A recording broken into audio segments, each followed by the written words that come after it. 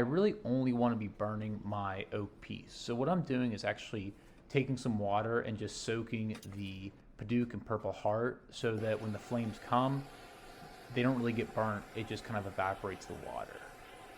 So here I'm going over back and forth at a high level the wood that I want to burn. So I'm going over the oak, and as you can see, the more and more I go over it, the darker it actually gets. And what we're going for is just to make that grain pop and just have a light color in the background with the grain being the dark black burnt area. I think this contrast will look really nice, especially when it's all done and stained.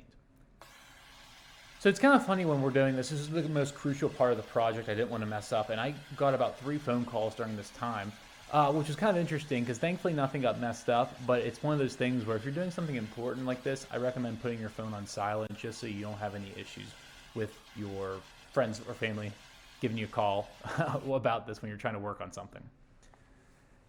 So the last part of this, before we get into the really fun staining process, is actually just to go over the very top of the 150 grit.